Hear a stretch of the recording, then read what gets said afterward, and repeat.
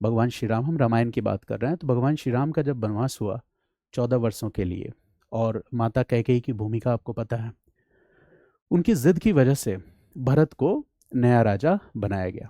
राजा दशरथ की मृत्यु हो चुकी थी और भरत को ये बिल्कुल, भरत इन सभी चीज़ों से बिल्कुल अनजान थे।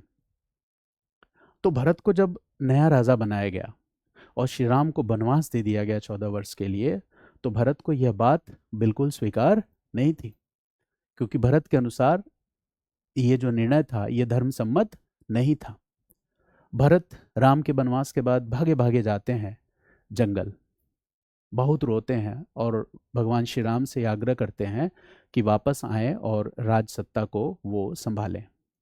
लेकिन भगवान श्री राम ने कहा कि देखो, मैंने वचन दिया है। अब यहाँ पे ध्यान से देखो, प्रोमिसेस, लॉयल्टी। अगर आपने वचन दिया तो उस वचन का भी कोई मूल्य है।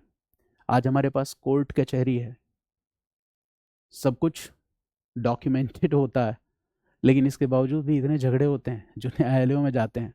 पुराने समय में इतने झगड़े नहीं थे, है ना, क्योंकि हमारे धर्म में वचन को एक बहुत ही महत्वपूर्ण नैतिक मूल्य के रूप में स्वीकार किया जाता था कि अगर आदमी वचन दे दिया तो मरते दम तक निभाएगा। इसीलिए तो हमने कहा कि जब हम भगवान श्री राम को मर्यादा पुरुषोत्तम कहते हैं तो क्यों कहते हैं, देखो यहाँ पे वचन, भगवान श्री राम ने वचन दिया है कि 14 वर्ष तक वो वनवास में रहेंगे। भरत उनसे आग्रह कर रहे हैं कि आप राज्य में लौट चलिए, राज सिंहासन को ग्रहण करिए। फिर भगवान श्री राम ने कहा कि जिस दिन मैंने वचन दिया अपनी माँ को, अपने पिता को, उसी दिन मैंने सत्ता और सत्ता का लोभ त्याग दिया।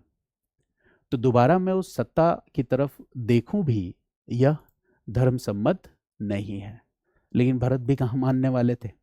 भरत ने राम की खड़ाओं को सिंहासन पर रखा और राम की प्रतीकात्मक उपस्थिति को स्वीकार किया और उसके बाद उन्होंने सत्ता चलाया। लेकिन इन 14 वर्षों तक ये जो वनवास है श्री राम के जीवन में क्या है, एग्जिट।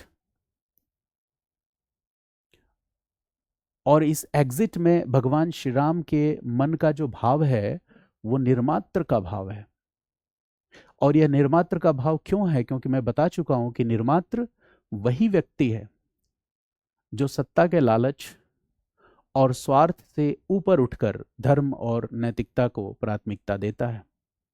भगवान श्री राम ने सत्ता के लालच से ऊपर उठकर धर्म और नैतिकता को प्रोत्साहन दिया। भगवान श्री राम को बहुत बेहतर पता था